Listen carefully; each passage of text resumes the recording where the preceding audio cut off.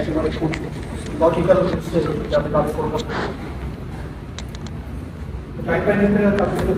করতে চেয়েছিলাম এই জন্য যে একেবারে অপোজিট অ্যাপ্রোচ থেকেও কিভাবে প্রায় একই ধরনের রেজাল্ট পাওয়া যায় সেটা দেখানো। তো আমি এই প্রশ্ন দিয়ে শুরু ল অফ ইলেকট্রনিক স্টেটস। যদি প্রশ্ন করে যে ল অফ ইলেকট্রনিক স্টেটস চিপটা যে কোনো কোর্টে লাগিয়ে দিতে হয়, তাহলে আমাদের এতগুলো আছে তাই কোর্টে লাগিয়ে দেয়। এগুলো আমরা সব জানি, এগুলো আমরা পড়তে হচ্ছে বেশ লম্বা চড়া সব ইকুয়েশন সলভ করতে। ব্লক থিওরেম যদি যাই সেটা হচ্ছে electron periodic potential gradient stress of the ফর্মটা কেমন এটা নিয়ে সাধারণভাবে আগে কথা বলা হয়েছে। এটা হলো plane wave modulated by a periodic function of the unit cell. আর এইখানে যে কেটা আছে যেটাকে ওয়েভ ভেক্টর বলা যায় অথবা যেটা মোমেন্টাম ইন্ডেক্স, এই জায়গা থেকে মোমেন্টাম পাওয়া যায়। কারণ কে ভ্যালুকে রিডিউস প্ল্যান কনস্ট্যান্টে গুণ করলে মোমেন্টাম চলে আসে। তো এইটাকে মোমেন্টাম ইন্ডেক্সের জন্য বলা হয়। একই মোমেন্টামে এই ইন্ডেক্সগুলো আমার অভিজ্ঞতার কাছে পড়া হচ্ছে ছাত্রগুলো একটু কনফিউজ হয়। আলফা বলে একটা ইন্ডেক্স। ইন্ডেক্সটা হলো যে আসলে এই যে বেশিরভাগ ক্ষেত্রে যে লেখাটা হয় সেটা হলো এই রিডিউস ডোজ। এটাকে হলো তাহলে একটা গিভেন কে আচ্ছা, তাহলে এই কেটে এইখানে একটা ব্যান্ডে একটা এনার্জি আইডেন্ট করতে হবে, এইখানে একটা ব্যান্ডে একটা এনার্জি আইডেন্ট করতে হবে। আরো উপরে চলে যায় kind of a lot of different bands যেটার সাথে একই কেটে আইডেন্ট গেল। আর ওই আলফা ব্যাপারটা হচ্ছে এরকম যে এখানে ওয়ান টু, তাহলে এইটা এই যে এখানে আলফাটা আছে which confuses the students, এটা আসলে ব্যান্ড ইন্ডেক্স, এটা থাকা প্রয়োজন আছে, এটা একটা ইন্ডেক্স। এটা একটু মনে রাখবেন। এই যে ঘটনাটা দাঁড়ালো যে বললে ইলেকট্রনকে যদি একটা ফাংশন দিয়ে গুণ করা যায় যে we will have wave function for electron এবং এখানে আমি যে কাজটা করছি সেটা হলো যে এই পোটেনশিয়াল স্কয়ারের কমটা বেশি এটা নিয়ে কোনো কথা এটা হচ্ছে যে পোটেনশিয়াল স্কয়ার বেশিও হতে পারে কম হতে পারে। সো আমরা নিয়ারলি ইলেকট্রন মডেল আমরা টাইপ বাইন্ডিং এ আমি যেটা করছিলাম সেটা হচ্ছে যে অ্যাটমে ইলেকট্রন ওয়েভ ফাংশনগুলো যদি লোকালাইজ করে ছড়িয়ে পড়তে চেয়েছিলাম, এবং একটা সাইড চার একটা সাইড যদি ওই ফাংশন করতে পারে এইটা সেই ধরনের আলাদা very this is very very. তো এই যে ফর্মটা আসলো এইটা একটা ব্যাকবোন কন্ডেন্সেটর ফিল্ডসে সলিড স্টেট ফিল্ডসে স্পেশালি পেরিওডিক স্ট্রাকচার। সেখানে এনার্জি ক্যালকুলেশন দ্যাটস একটা এটা একেবারে এসেনশিয়াল। এটা একটা প্রমাণ আছে, প্রমাণটা ওই যে আমরা ক্যাপিটালের বলে সুন্দর করে দেয়া আছে। কথাটা হলো এইটা আইগেনস্টেট কথা বলা হচ্ছে। আইগেনস্টেট কথা শুনলে আমাদের কি মনে হয়?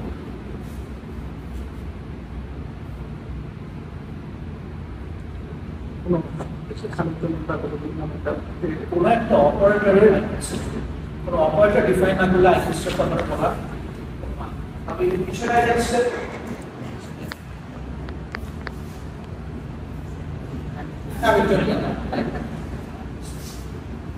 ফ্রি পার্টিকেলের জন্য যে আইগেনস্টেট ছিল সেটা কোনটা? শুধু প্লেন। ঠিক আছে, এখন এইটুকু আপনি ঘুরে দেওয়া হয়েছে। এরপরে একটা খুব দারুণ ঘটনা হচ্ছে, আমি ফ্রি পার্টিকেলের জন্য যে কে ভ্যালু বলছিলাম, যে কে ভ্যালু বলছিলাম যে কে ভ্যালুটা দেখতে পাচ্ছি, this determines the momentum of the free পার্টিকেলের জন্য যেটা আইগেনস্টেট, হ্যামিল্টনিয়ানের আইগেনস্টেট, মোমেন্টামের জন্য আইগেনস্টেট, এটা ফ্রি পার্টিকেল। সো যেই আইগেনস্টেট হ্যামিল্টনিয়ানের জন্য প্রদত্ত, সেই আইগেনস্টেট মোমেন্টামের জন্য প্রদত্ত। এবং আমি যদি মোমেন্টাম অপারেটর দিয়ে অপারেট করি তাহলে কি পাবো? মোমেন্টামের আইগেনভ্যালু পাবো। তো এইখানে যে ঘটনাটা ঘটছে, এই কে থেকে কিন্তু ইলেকট্রনের মোমেন্টাম আর কোনোদিনও পাওয়া, it has become the momentum of the crystal. এটা বলা হয় ক্রিস্টাল। মজার ব্যাপার হলো এটা খুব সহজে আমি প্রমাণ করতে পারি। আমি যদি এইটার উপরে মোমেন্টাম দিয়ে অপারেট করি তাহলে আমি দেখবো যে এইটা ইলেকট্রনের যে মোমেন্টাম সেইটার জন্য কোনো আইগেন ভ্যালু দিতে তাহলেই বলতে ডিফারেন্সিয়েট করতে। সো এইখানে যে মোমেন্টামটা আসছে এইটা হলো ক্রিস্টাল মোমেন্টাম, এবং এই পিরিয়ডিক পোটেনশিয়াল যেটা করছে এখন মোমেন্টাম কনজারভেশনটা আমি একটা ইলেকট্রনের জন্য পুরো ক্রিস্টালের জন্য আমি মোমেন্টাম কনজার্ভ। এইটা ব্লক থিওরির একটা কনসেপ্ট। আর কি ওই যে আবার বোডল ফুরিয়ার ট্রান্সফরমেশন, যেহেতু এইটা periodic I can expand it like this. If the expansion এর জন্য যেটা আছে এটা কি যেটা কি reciprocal lattice, হ্যাঁ তাই তো করতে হবে। The case space আমি expand করছি, the periodicity in case space is given by G, the reciprocal lattice vector. তাহলে এইভাবে এটাকে expand করা যেতে পারে, এবং এইভাবে যদি আমি expand করি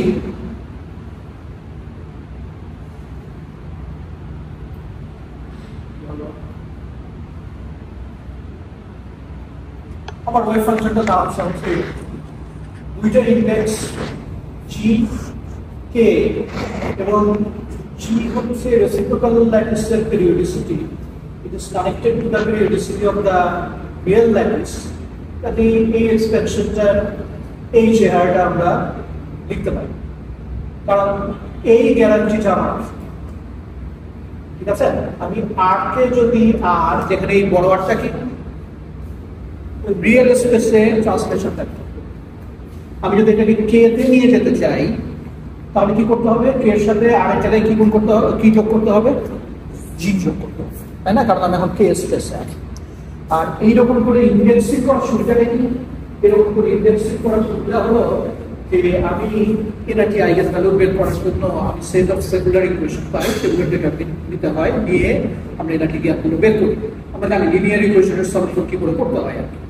যে সেট অফ লিনিয়ার ইকুয়েশন যদি থাকে different K different G, set of different linear equations থাকে, তাহলে আমরা বলি যে এইটার নন ট্রিভিয়াল সলিউশন পাওয়ার জন্য শর্ত হলো এর যে কোফিশিয়েন্ট গুলো আছে সেগুলো নিয়ে যে ডিটারমিন তৈরি করব সেটা কি হতে হবে? That's what we do. এবং সেই কাজেই এই কি বলে ব্লক ফাংশন নিয়ে যখন প্রবলেম সলভ করি এই কাজটা করা হয়। এগুলো আসলে ইন্ডেক্স নিয়ে খেলা, এবং ইন্ডেক্স শিফট করা। সবসময় কি মনে রাখা যে আমি কে এর সাথে যদি জি যোগ করি তাহলে আবার কে তে ফিরে যাব, অথবা কে এর সাথে যদি জি বিয়োগ করি আবার কে তে ফিরে যাব, কে এর সাথে যদি 2g নিই আবার কে তে ফিরে যাব। এই কন্ডিশন গুলো মাথার ভিতরে রেখে এই ইন্ডেক্স গুলো নিয়ে কাজ করি। এবং এই যে ফর্মটা আমরা দিয়েছি এখানে, আমি এগুলো পড়াতে একটু স্ট্রাগল করি, ছাত্ররা জিজ্ঞেস করে স্যার এখানে ক্লাস, অথবা এরপরে যখন কোএফিশিয়েন্ট আমি যাবো বেশি কিনা এখানে যাই না, আমি দেখবো যে হঠাৎ করে মাইনাস চলে আসছে, কে প্লাস না আমি চলে আসছে হলো কে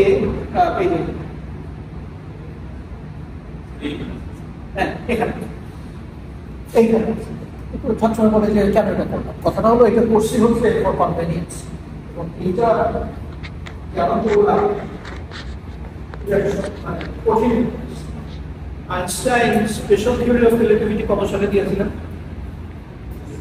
হ্যাঁ, 1905।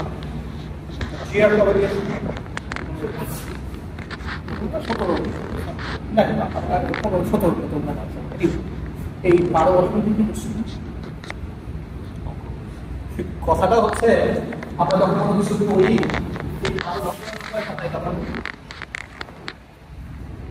3 পাতা 4 পাতা না হয় একটা চ্যাপ্টার, একটা মানুষ 12 বছর ধরে বিভিন্ন যন্ত্রণার ভিতর দিয়ে যায়, আর বইয়ে সেটা কয় পাতায় থাকে আর 10 পাতা।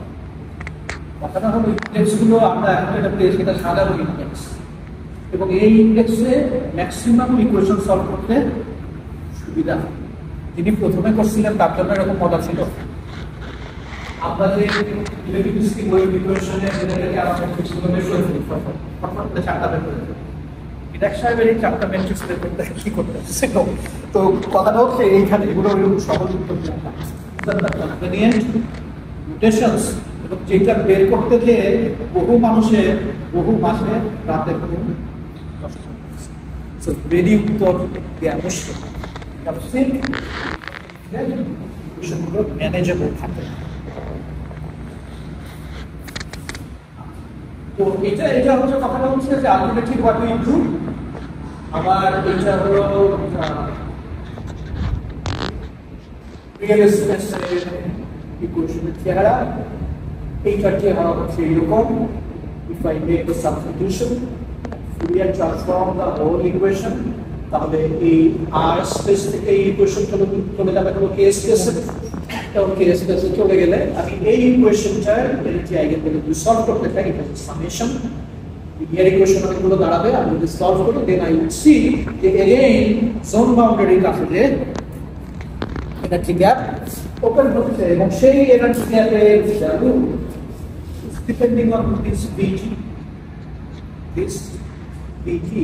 তারপর যে পেরিয়ডিক পোটেনশিয়ালকে আমি আবারও ফুরিয়ার সিরিজে কনভার্ট করছিলাম, ওইখানে যেমন ভিএম ছিল কোসাইন টার্ম ছিল, নাও ইটস ভেরি সিম্পল।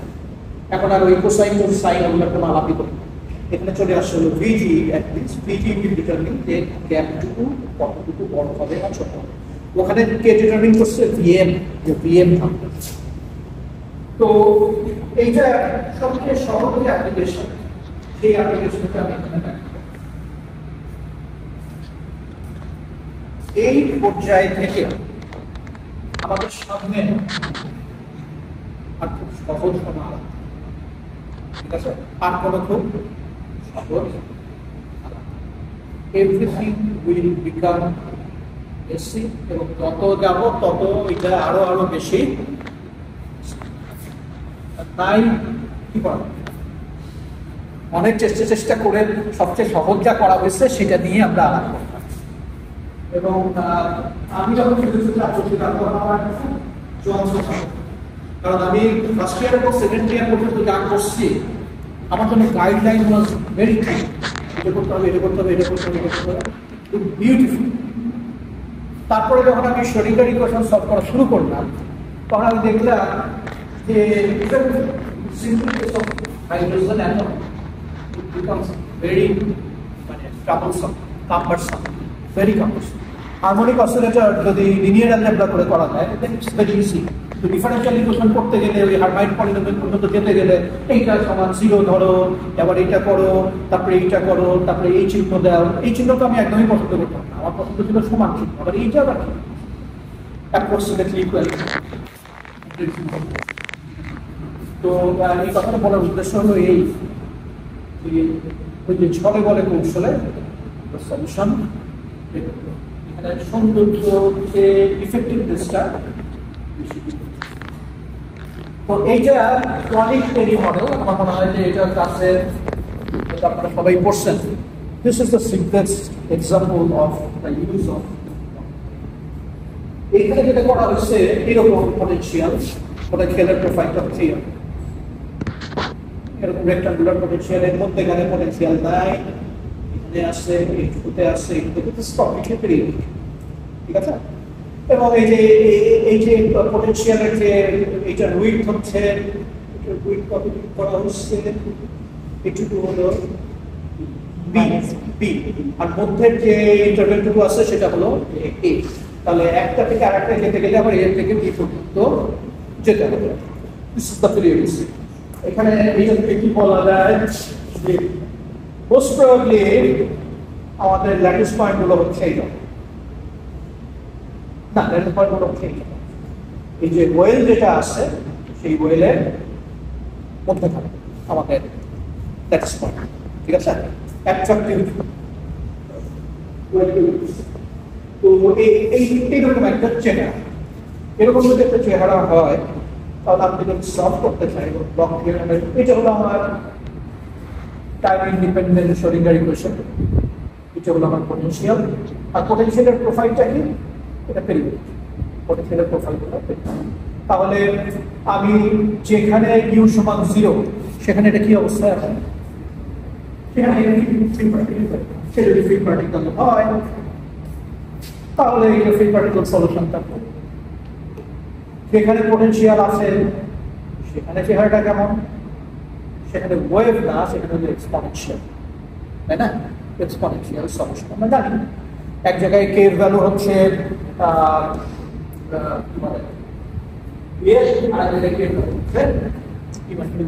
তাহলে যেখানে কে এর ভ্যালু ইমাজিনারি হয়ে যাবে সেখানে ইউ উইল গেট এক্সপোনেনশিয়াল। ভালো কথা। এবং আমরা এই যে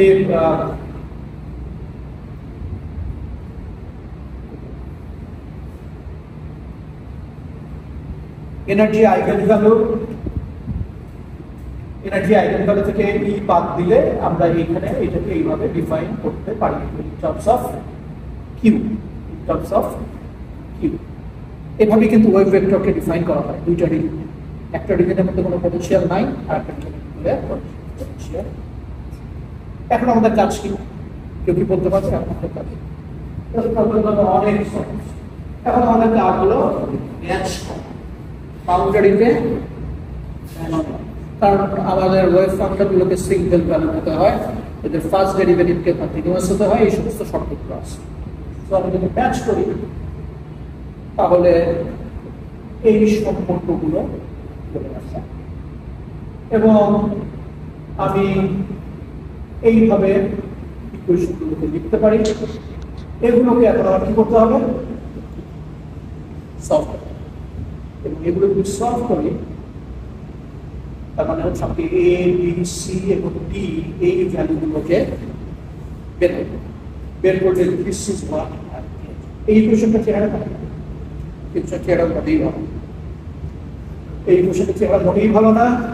এটা বেসিক্যালি একটা আমি এটাকে সলভ করার জন্য জানার তৈরি আছে ফিজিক্যালি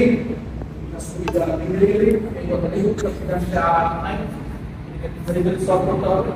সলভ করতে গেলে আমি একটা সুবিধা দিতে পারি, আমি বি কে খুব ছোট করে দিতে পারি।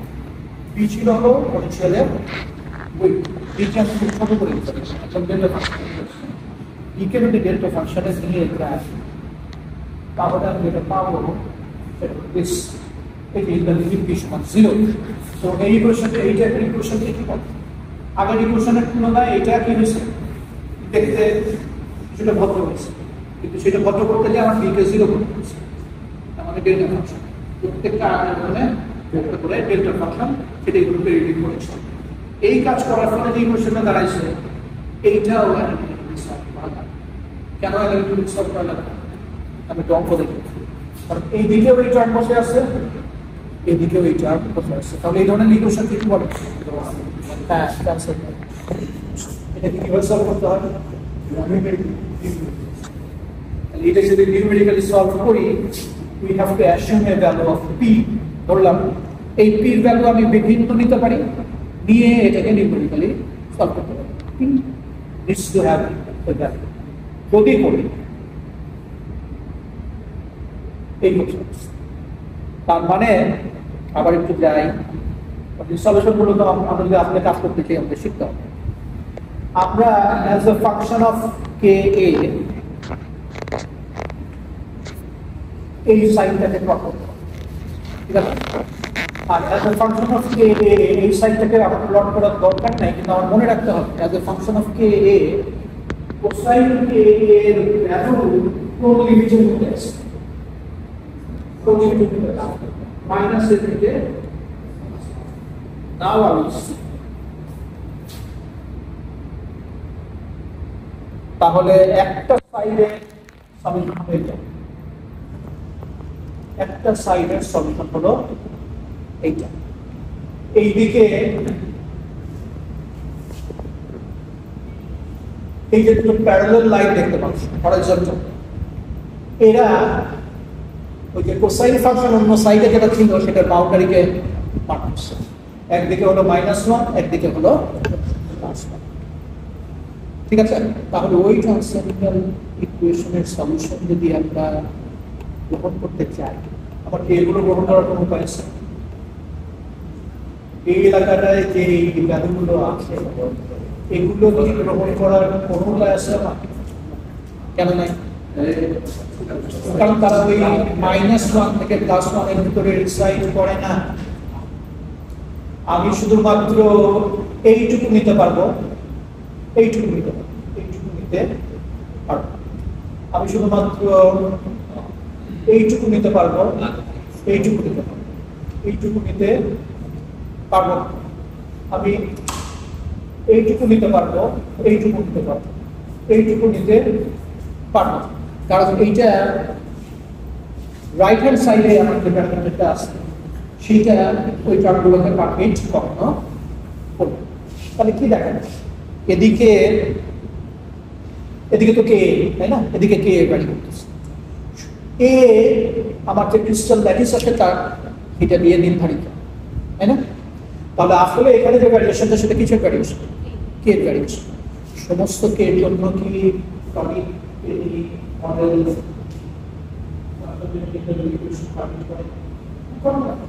কিছু কিছু কে এর জন্য এ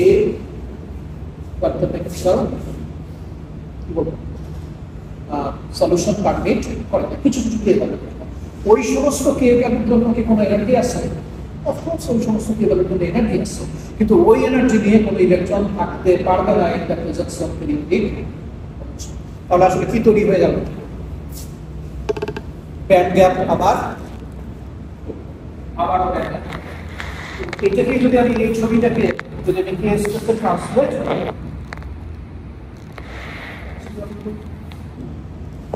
এটা হচ্ছে ফ্রি এনার্জি কার্ভ। এখানে দেখা যাচ্ছে জেনে গেলাম এনার্জি গ্যাপ, এটা একটা জোন বাউন্ডারি, সেটা এই কার্ভ থেকে বোঝা যায়। নেমে গেলাম আরেকটা এনার্জি গ্যাপ, আরেকটা জোন বাউন্ডারি, নেমে গেলাম। তাহলে periodic potential also gives you, যেটা আমাকে নিয়ারলি ফ্রি ইলেকট্রন মডেল ছিল, এবং in certain case tight binding model দিয়েছি। এবং সব জায়গাতেই দেখা যাচ্ছে যে আমরা যখন লো কেতে আসি তখন এটা টাইপ প্যারাবোলিক, জোন বাউন্ডারিতে চলে যাচ্ছি তখন এটা ফ্ল্যাটেনিং। এবং এই ফ্ল্যাটেনিং এর অর্থটা কি? ফ্ল্যাটেনিং এর অর্থ এই যে আমাদের এইখানে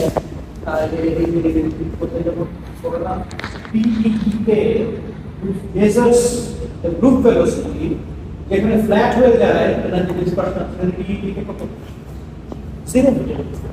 নো গ্রুপ ভেলোসিটি। এই কথাটা বলছিলাম যে জোন বাউন্ডারিতে যে ইলেকট্রন রিফ্লেক্ট করে যাচ্ছিল ভালো ভেলোসিটি বাড়তেছে, এই ভেলোসিটি বাড়বে না, এখন আমার থেমে যেতে হবে, আর যেতে পারবো goes to that side. যেতে পারি না, যেতে না পারলে কি হবে? মধ্যে আটকা থাকি এবং I form a standing. ঠিক আছে? So the story is very coherent, কিন্তু এই স্টোরিটাকে নিয়ে আসতে গেলে যে বিষয়গুলো করতে হয় সেগুলো আর simplest example of that and that gas in the subcase simplest example. In fact, এরপরে যদি আমি আগাতে চাই তাহলে আমি অনেক বিপদে পড়ে যাবো। ঠিক পিকচারে যেতে গেলে সমস্যাগুলি অত্যন্ত এখানে কিছু কথা আছে। রেসিপ্রোকাল স্পেসে একটা ইলেকট্রনিক স্টেটের জন্য একটা পার্টিকুলার বড় অ্যাসাইন করা যায়, এটা ফিল্ডের ব্যাপার। এখন আমাদের প্রশ্নটায় ফিল্ডের জন্য মডেলে কতটুকু ফলন অ্যাসাইন করা থাকবে সেটা ডিপেন্ড করে ওই যে প্লেন ওয়েভ সলিউশনের। তার সাথে যদি বাউন্ডারি কন্ডিশন খাটাই তাহলে আমি বের করতে পারি যে একটা ইলেকট্রিক স্টেটের জন্য কে স্পেসে কতটুকু জায়গা থাকবে। এটা আমরা সবাই বুঝছি। Something like this.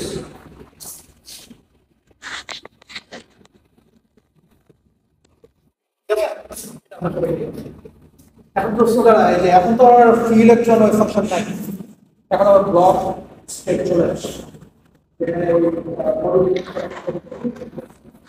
আমার কি রেসিপ্রোকাল স্পেসে এখনো একটা immediate cell contribute to one independent K value state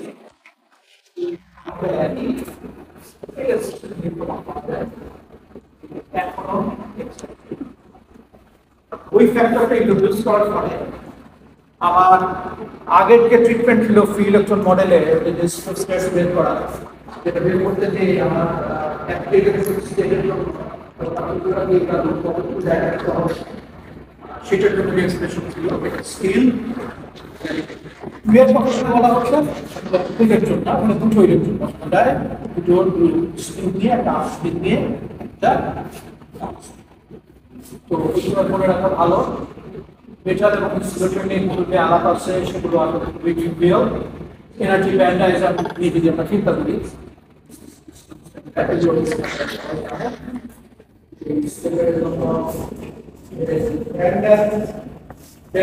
দুইভাবে যেতে পারে।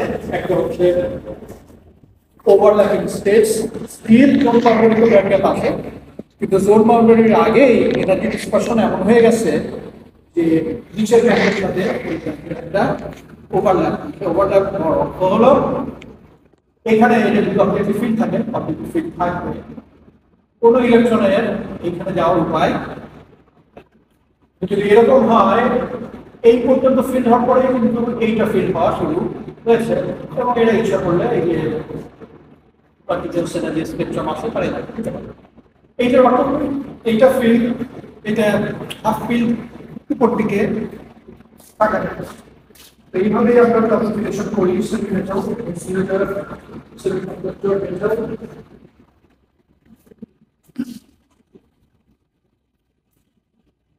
একটা জিনিস করে রাখা ভালো, এই যে ক্লাসিফিকেশন আমরা করি, এই ক্লাসিফিকেশন ইজ এক্সট্রিমলি ভেগ, খুবই ভেগ ক্লাসিফিকেশন। আর এই সেমিকন্ডাক্টর এবং ইনসুলেটর কেতাবে লেখা থাকতে পারে 3 ইলেকট্রন ভোল্টের উপরে গেলে এরকম, তার নিচে থাকবে এরকম।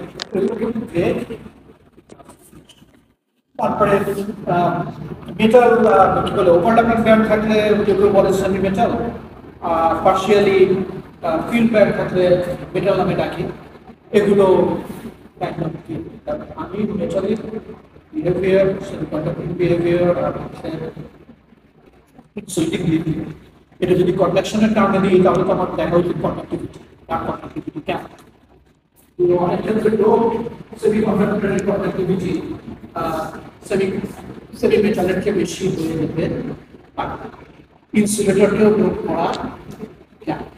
এবং সেখানে ইউটিলিটি লেভেলটা কোথায় বসে আসছে তার উপরে ডিপেন্ড করে যে সেখানে আসলে কতটুকু চার্জ ক্যারিয়ার পাওয়া যাবে। এগুলো অত মাথার ভিতরে রাখার দরকার নাই।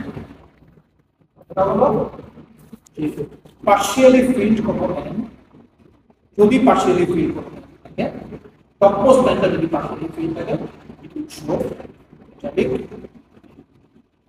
যদি শেষ ব্যান্ডটা কমপ্লিটলি ফিল্ড তার উপরে যে ব্যান্ডটা আছে সেটা নিচে থাকে, এর মাঝামাঝি জায়গায় ফান্ডি লেভেল বসে থাকে, সেটা পরে।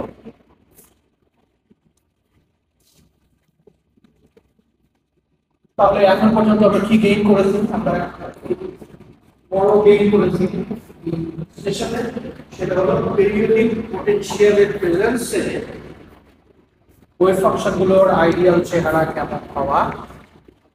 এর আগে ফিচার সম্পর্কে আমাদের খুবই ইউজফুল টুল যেগুলো আদান মিসিং তো ওই আগের দিনগুলো মিসিং। আমরা লং রেঞ্জ কোনো ইন্টারাকশনের কোনো আলাপ করিনি, এক্সচেঞ্জ ইন্টারাকশন আলাপ করিনি, কোরিলেশনের কোনো আলাপ